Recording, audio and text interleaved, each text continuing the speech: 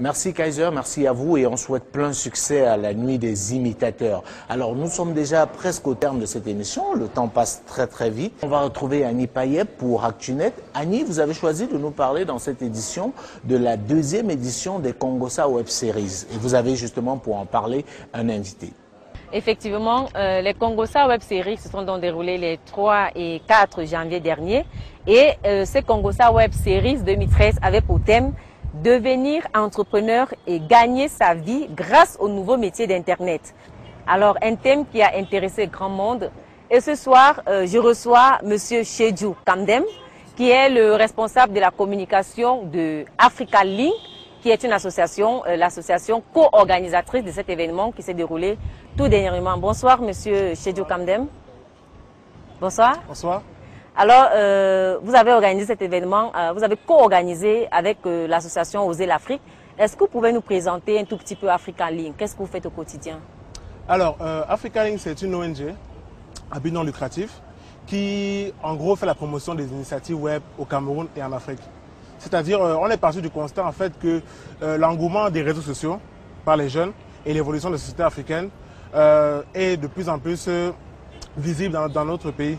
Et maintenant, on a voulu créer cette association pour montrer les opportunités que Internet apporte aux jeunes pour se créer de l'emploi, donc faire un auto-emploi. Et au thème de la rencontre des 3 et 4 janvier dernier, est-ce que vous avez eu l'impression que vous avez assez permis aux gens de comprendre quelles sont aujourd'hui les nouvelles opportunités que leur offre Internet? Globalement, on a eu quelques retours. On ne peut pas dire que tout le monde est satisfait dans l'ensemble, mais il y a eu quelques jeunes, étudiants principalement, qui sont venus nous voir, ils ont dit ah, c'est très intéressant, on aimerait en savoir plus. Et comme on a justement un blog, un site web, avec une page Facebook et un compte Twitter, on relaie quotidiennement des informations. On peut dire un after KWS, où on permet justement aux gens de continuer les cadres de Congossa Web Series et d'apprendre un peu plus sur le nouveau métier d'Internet et comment se former. Est-ce que quand quelqu'un a envie d'entreprendre dans le milieu d'Internet, est-ce qu'il est confronté aux mêmes difficultés que tout autre entrepreneur ou alors il y a des facilités ou il y a des spécificités liées au web? Alors, comme tout emploi, comme tout métier, il y a une formation. Donc, si on suit bien la formation de départ, c'est vrai que certains se forment sur le tas, mais si on suit bien la formation, au bout, on peut avoir la base des différents outils pour bien mener à bien les différents métiers qu'on trouve sur Internet. Donc, je ne peux pas dire que c'est facile. Il y a toujours quelques petits obstacles sur le chemin, mais au bout, ça vaut quand même le coup d'apprendre quand même ces nouveaux métiers. De tous les intervenants qui ont présenté leur projet, par exemple à ces Congossa Web Series, on a eu l'impression que les gens ne gagnent pas de l'argent. On a eu l'impression que les gens travaillent pour du bénévolat. Tous ceux qui ont présenté leur projet disaient juste c'est des start-up, c'est juste des débuts, ça ne produit pas encore. Ça ne produit pas et pourquoi il y a tant d'engouement? Ça ne donne pas de l'argent et qu'est-ce que les gens font là dans les web? Ça ne donne pas d'argent. Bon, c'est vrai que tous ces intervenants ne peuvent pas mettre en avant le fait qu'ils gagnent de l'argent. En fait, ce qu'ils venaient déjà, c'est pour montrer leur projet. D'un.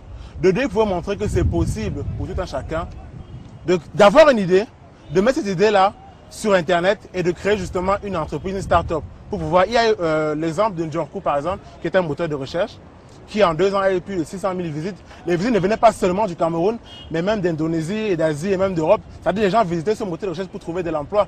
Ça veut dire qu'au fil du temps, quand le start-up a acquis une certaine autorité, il y a des bases solides, ils peuvent commencer à chercher des investissements pour commencer à rentabiliser leur projet. Et puisque vous parlez de concret, un projet comme Njorku, justement, une fois que les gens se sont inscrits, qu'est-ce que lui gagne le promoteur du site? Les gens viennent déposer leur CV pour chercher du travail, il met en contact employeur et employé. Et lui, qu'est-ce qu'il gagne? On n'arrive pas à comprendre comment est-ce qu'il reçoit de l'argent grâce à cela.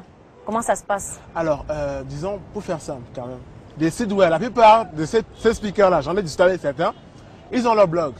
Ce qu'ils font, c'est qu'ils souscrivent à la régie publicitaire de Google, Google AdSense, qui permet justement de poster des publicités sur leur site web. S'ils ont une grande audience, ils vont voir Google, ils leur disent ok, moi j'ai un blog, un site web. J'ai peut-être 100 000 visites chaque jour. J'aimerais que vous venez poser vos publicités. Google dit ok, c'est un service gratuit de toute façon. Donc Google vient poser ses publicités et au nombre de clics et de visiteurs par mois, on vous rémunère. Quel que soit si c'est un site internet, si c'est un blog, c'est pareil. Tout simplement. Mais on a l'impression qu'il y a... Vous êtes pudique. Quand je dis vous, le monde du web, on a l'impression que c'est un peu malsain de parler argent, de dire combien on gagne, de parler des millions.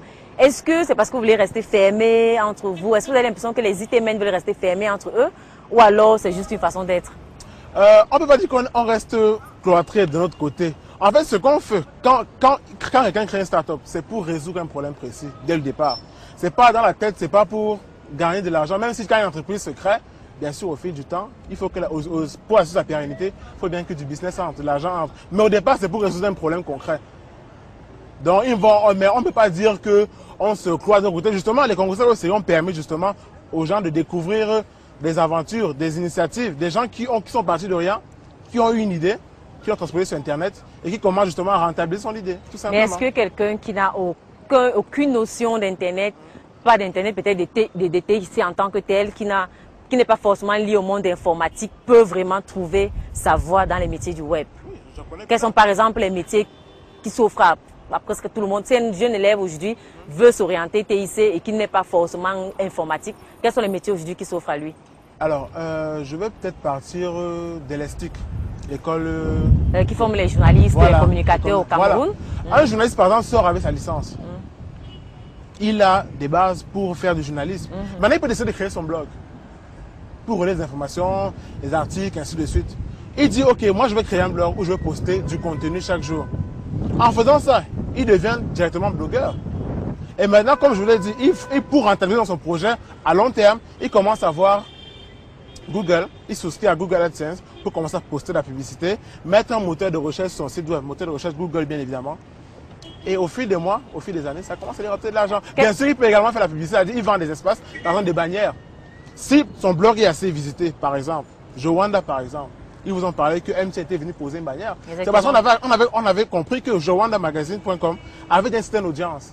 Les gens venaient constamment visiter ce site web, donc ça faisait une visite pour tout annonceur qui veut souscrire à cette offre. Est-ce qu'il y a des métiers dans le web qui sont plus attractifs que d'autres? Ou alors quand vous regardez les années à venir, là, vous vous dites quels sont les métiers qui vont faire bouger les choses, qui vont être rentables à l'avenir, dans les quelques années? Bon, le premier métier qui me vient à l'esprit, c'est le community manager, l'animateur de communauté.